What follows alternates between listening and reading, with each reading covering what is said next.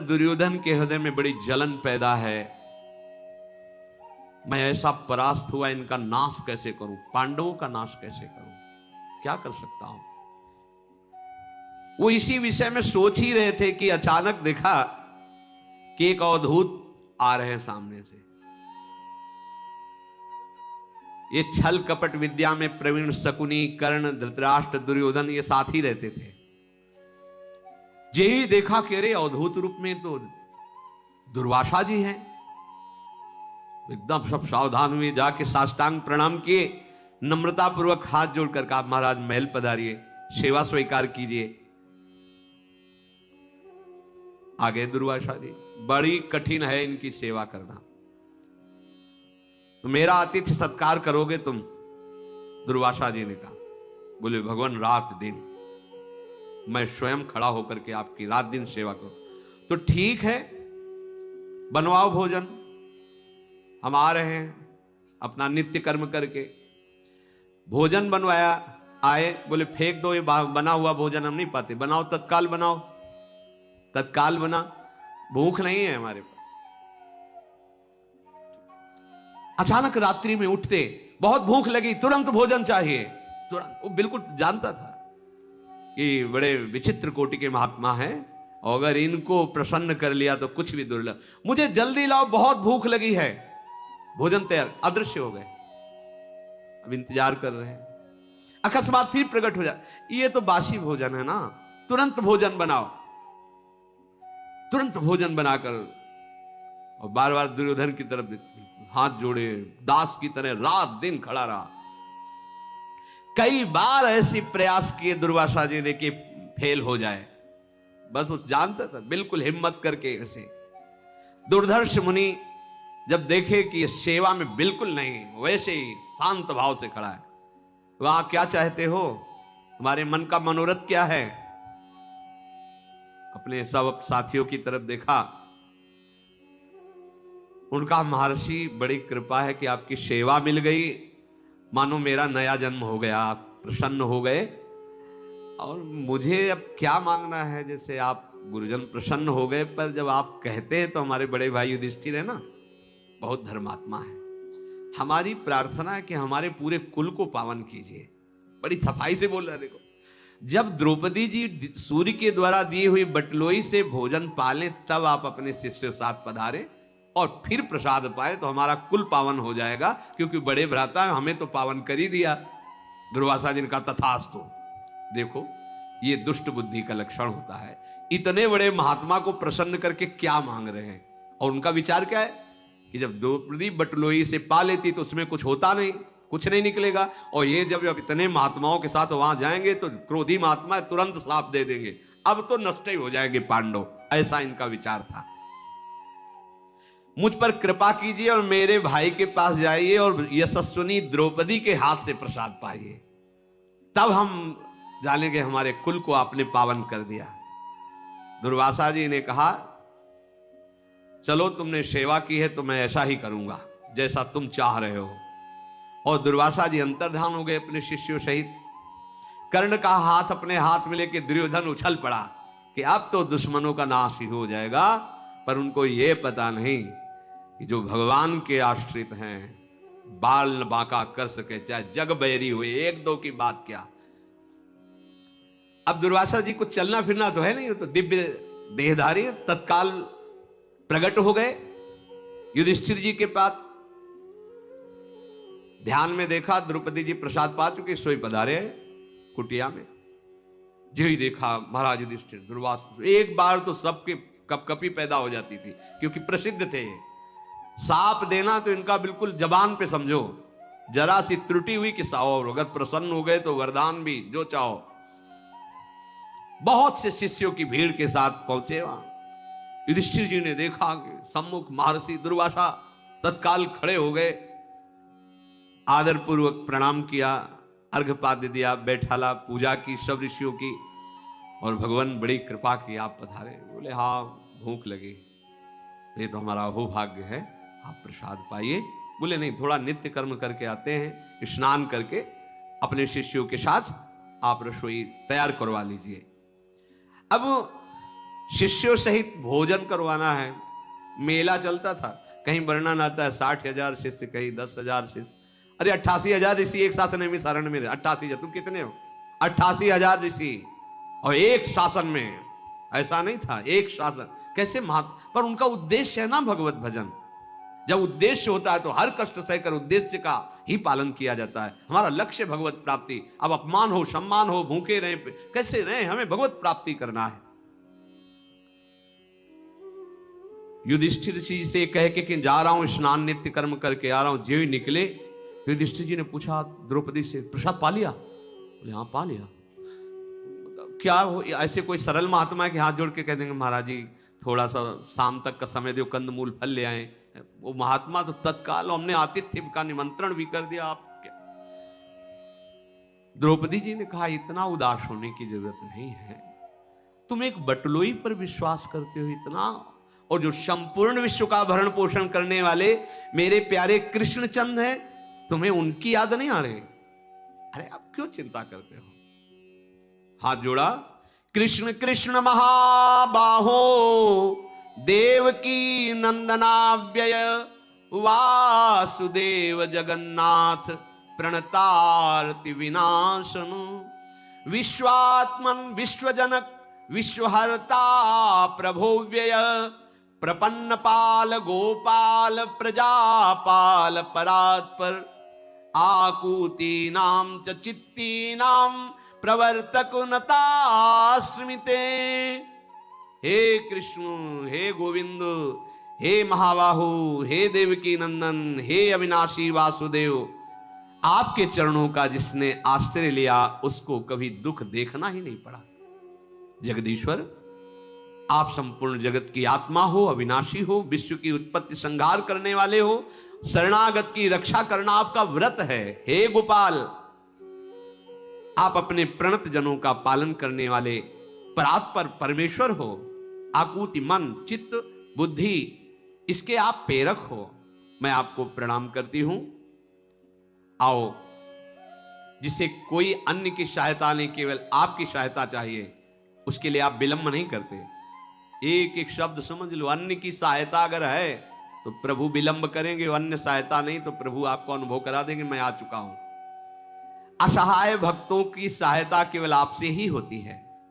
प्राण मन की वृत्ति आपके पास तक नहीं पहुंच सकती, क्योंकि आप इनसे परे हैं, प्राण और मन से भी।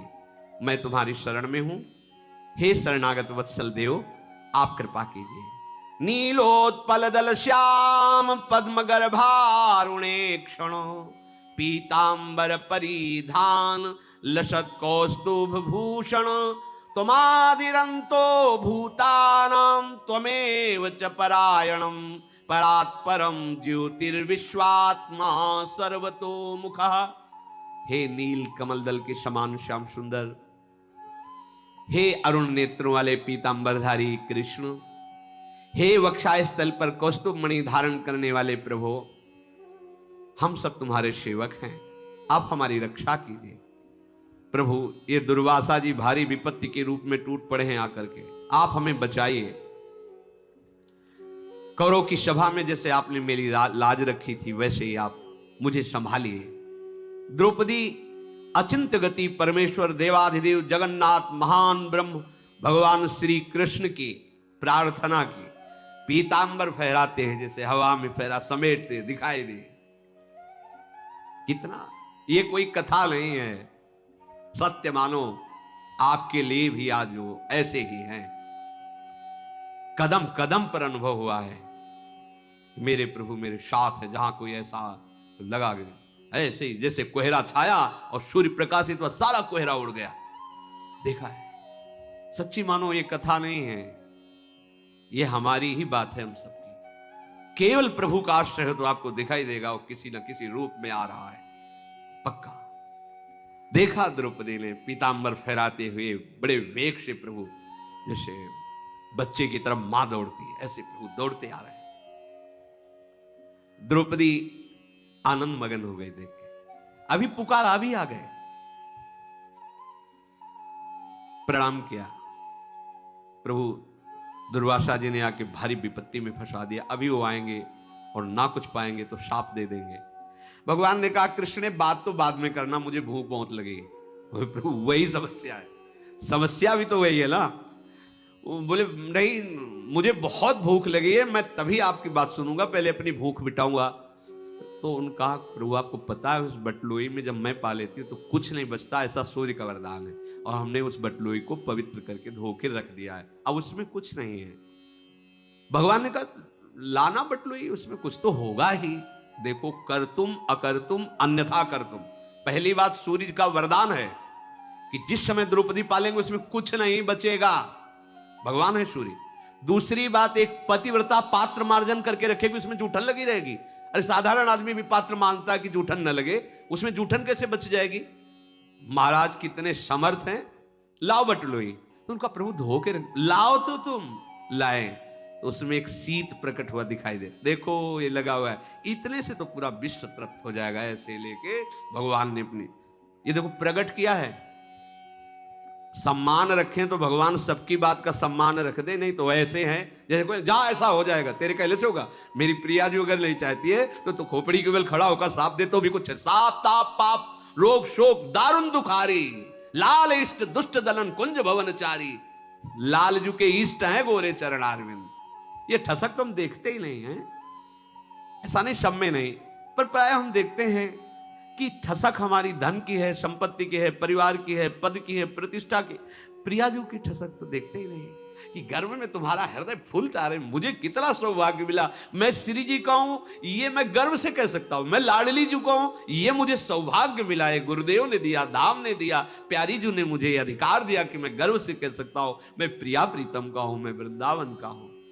लिख लो कागज में, अभी हम कोई भविष्य ज्ञाता नहीं पर तुम्हें बता रहे हैं। जैसी हवा चल रही है, बढ़ती चली जा रही तापमयी कलयुग की, आपको शुद्ध सत्संग सुनने को नहीं मिलेगा। आगे समय आएगा भगवत मार्ग आपको नहीं मिलेगा, आगे समय आएगा भगवत मार्ग में सिद्ध महात्मा नहीं मिलेंगे। लिख लो, ऐसा समय आता चला जाएगा कि लुप्त हो जाएगा, धर्म ग्रंथों की बातों पर अविश्वास हो जाएगा। जो धर्म से चलने वाले महात्मा जन बड़ी कठिनाई से उस स्थिति को प्राप्त करते थे, अंतर्हित हो जाएंगे, तुम्हारे सामने ही नहीं आएंगे। जो होंगे ऐसी जगह अपने शरीर को छोड़कर प्रभु के धाम में चले जाएंगे, अव्यक्त हो जाएंगे। तभी भाव भ्रष्टाचारा सब संसारा, धर्म सुने नहीं काना। जरा सा भक्ति मार्ग में चले, उसको रौंद देने के लिए माया तैयार है, कलिकाल उसको भ्रष्ट करके मिटा देने के लिए तैयार। तुम क्या समझ रहे हो, ये कलिकाल यहां का राजा है इस युग का। अगर ऐसे महात्माओं की जय होती रही तो कलिकाल चुपचाप बैठा रहेगा, कुछ नहीं कर पाएगा। पर वो राजा है, वो ऐसी कालिक पोत देता है कि श्रद्धा ही न रह जाए, विश्वास ही न रह जाए। अब चलाओ, अब उसका चलेगा राज्य, क्योंकि जहां महात्मा के वचनों का शासन होता है वहां ना माया प्रभाव दिखाती है, ना कलयुग अपना प्रभाव दिखा पाता है। तो तुम बोलते रहो, तुम्हारी कोई सुनेगा ही नहीं, तुम्हें ऐसी जगह खड़ा कर देंगे। वो राजा है यहाँ का, कलयुग का इस समय राज्य है। तो अभी तो बच्चा है, वो ऐसे देख लेता है, बस घुटनों के बल चल रहा है। और जिस दिन खड़ा होकर ताल ठोकेगा, कोई सृष्टि में ऐसा नहीं रहेगा जहां नाम सुनाई दे, जहां स्वाहा स्वधा, जहां परम पावन धर्म की चर्चा। बोल नहीं सकते, समय आएगा बोल नहीं सकते, देख लेना, ऐसा राज्य आएगा, ऐसा शासन आएगा, पहले से शास्त्रों में लिखा हुआ है। आप जय घोष नहीं कर सकते भगवान की चर्चा नहीं कर सकते, वैराग्य मार्ग का उपदेश नहीं कर सकते, आगे समय आएगा।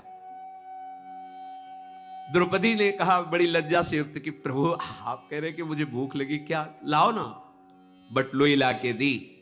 सर्व सामर्थ्यशाली भगवान श्री कृष्ण कमल नयन हंसते हुए से उस बटलोई में से एक शाक का पत्ता निकाला। आहा देखो ये कैसे लग सकता है, कोई ऐसे साधारण पात्र धोए तो ऐसे जूठन थोड़ी लगी रहेगी।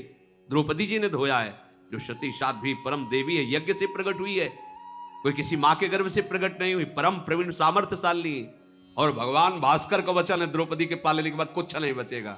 ये है श्री कृष्ण, निकाल दिया उसमें भी और अपनी जिह्वा पे रखा और कहा कि द्रौपदी पूरा विश्व तृप्त हो गया, तुम्हारे इस अन्न प्रसाद से पूरा विश्व तृप्त हो गया, क्योंकि मैं तृप्त हो चुका हूं। इतना इधर प्रभु का कहना हुआ कि उधर दुर्वासा जी के पेट में फूलन और सब शिष्यों के, यहां से ऐसा लग रहा है कि मुंह खोले तो अब अन्न निकल जाए, ऐसी स्थिति है। यहां तक भर कर तुम अकर तुम अन्यथा कर तुम, बिना खाए अब गुरु चेला सब एक दूसरे की तरफ देख रहे हैं। युधिष्ठिर की रसोई तैयार हो रही, इतने बड़े सब लोगों के लिए क्या मुंह दिखाएंगे। आचमन करने की जगह नहीं रह गई, खाने की तो बात जाने दो। इधर भगवान ने भेजा, इसमें लिखा है शाहदेव जी को कि तुम शीघ्र जाओ और मुनियों को बुला के लाओ। युधिष्ठिर जी ने कहा प्रभु कंदमूल बोले जाने तो तुम दो। वो गए दुर्वासा जी को बुलाने के लिए। वहां मुनिजन जो है आपस में ऐसी अन्न की खट्टी डकारें आ रही थी कि आचमन भी नहीं कर सकते। सब जल्दी से जल्दी निकले, अपने कपड़े कमंडल उठाए, बोले भाग चलो। अगर वो निमंत्रण दे अब क्या होगा। दुर्वासा जी को याद आ गई अम्बरीश जी की बात कि एक भक्त के यहां जाके थोड़ा हम अपनी तपस्या का रंग दिखाया तो त्रिभुवन में भागना पड़ा। ये उनसे कम नहीं युधिष्ठिर जी, और जब हम खाएंगे नहीं, रसोई इतनी ज्यादा बन गई होगी सब शिष्यों के लिए, तो फिर हम तो भस्म ही हो जाएंगे, अब तो बचेगा ही नहीं। अम्बरीश जी की याद आई, इसमें लिखा है उनको अम्बरीश जी की याद आ गई कि दुर्दशा क्या हुई थी हमारी एक भक्त के साथ खिलवाड़ करने में। दुर्वासा जी बोले शिष्यों से कि महाराज युधिष्ठिर का बड़ा अपराध बन गया, कहीं ऐसा ना हो कि युधिष्ठिर जी हम पर रोष दृष्टि कर ले। जिनसे सब डरते वो डर गए। देख लो राजा अम्बरीश का प्रभाव मुझे याद करके मेरी पिंडली कांप रही है। दुर्वासा जी ने कहा अरे मैं तो भूल ही गया था कि ये श्री कृष्ण के आश्रित पांडव हैं। अब महामना पांडव मुझे क्षमा करें। वहीं से दुर्वासा जी आंख मूंद के कह रहे मुझे क्षमा करें, मुझे एक कवल भी पाले के साथ। तो शिष्य ने कहा गुरुदेव आप तो पा सकते हो, हम तो बिल्कुल नहीं है, अगर तो उल्टी हो जाएगी। बोले एक ही बात है कि पांडव हमें देख ना पाए, पतली गली से भाग ले। सब शिष्य सहित तुरंत भाग गए। कहीं कहीं कथा में आता है कि वार्ता भी की, पर यहां महाभारत में जो भगवान व्यासदेव जी लिख रहे हैं उसमें लिखा है तत् एतान पृष्ठवैव शिष्या शीघ्रम पलायात। कोई बुलाने आ ना पाए इसके पहले हम भाग चलते। तो शिष्यों सहित भाग गए। दुर्वासा मुनि और उनके सब शिष्य जब जहां जिसको रास्ता मिला उसी गली से जंगल में भागे। जब वहां गए तो देखा कि वहां कोई ऋषि मुनि नहीं है। तो तपस्वियों के मुनि जो वहां आश्रम थे उनसे पूछा कि दुर्वासा जी को देखा। बोले कमंडल और गीले कपड़ा से सब ऋषि भाग के चले गए, इधर पता नहीं क्या हुआ, हमें पता नहीं। लौट के आए और युधिष्ठिर जी से कहा कि वो तो सब ऋषिजन भाग गए। तो भगवान श्री कृष्ण मुस्कुरा दिए, बोले हाँ वो इतने तृप्त हो गए कि अब यहाँ आने लायक नहीं है, वो सब भाग गए। आप चिंता मत करो, आपका अब कहीं अमंगल होने वाला नहीं है। दुर्वासा ऋषि का अकस्मात इस तरह से आकर के और उनको संकट में फंसाना, भगवान श्री कृष्ण का आश्रय लेकर संकट से निवृत्ति होना, इस प्रसंग से शिक्षा लो। इतना बड़ा काम किया दुर्योधन ने कि दुर्वासा जी को प्रसन्न ये मांग लेता भगवान हमारी बुद्धि शुद्ध करो, भगवान आप हमको एक छत्र चक्रवर्ती सम्राट पद दे दो, ऐसा मांग लेता। देवराज इंद्र पद दे दो। ये मांगा कि ये अगर ईर्ष्या है तो बड़े से बड़ी तपस्या, बड़े से बड़ा सेवा वो सब व्यर्थ हो जाती। देखो व्यर्थ हो गई ना, उसका सब इतनी बड़ी दुर्वासा जी की सेवा करके तो कुंती जी ने प्राप्त किया था ऐसा मंत्र। किसी भी देवता को बुला लो, तो जो पांडव प्रकट हुए दुर्वासा जी के दिए हुए मंत्र के द्वारा ही प्रकट हुए। अरे किसी साधु महात्मा ऋषि या कोई तपस्या, किसी देवता की आराधना करके अपना मंगल मांगो, सबका मंगल हो ऐसा मांगो, दूसरों का अनिष्ट क्यों मांगते हो। पर ये ईर्ष्या, ये द्वेष, ये अभिमान सदैव नष्ट करता रहता है। और कैसी भी परिस्थिति आवे इस चरित्र से शिक्षा लो। किसी दूसरे की तरफ मत देखो, सीधे हरि को बुलाओ, सीधे हरि से। हरि स्मृति सर्व विपद विमोक्षणम, ये सिद्ध बात है। जब आप संकट में हो तो धैर्य पूर्वक प्रभु का स्मरण करो। और प्रभु भी जिनका स्मरण करते हैं लाडली जी का स्मरण करो। राधा राधा राधा, लाडली जो आप संभाल लो, लाडली वो संभाल लेंगे। प्रभु तो कभी कभी हमारे आचरणों पर गुस्सा भी कर जाते हैं, पर हमारी श्री जी नेक हो न रिस्क हो, ऐसी अलवेली सरकार हैं, ऐसी करुणामयी हैं, पूछो मत। बस इतना ही हम कहते हैं कि एक बार विश्वास मानकर राधा राधा राधा मेरी महारानी जो हम लोग जैसे भी हैं उनकी अपार कृपा, इसी कृपा के बल से हम सब दुखों से निवृत्त होकर श्री जी को प्राप्त कर लेंगे। श्री राधा वल्लभ।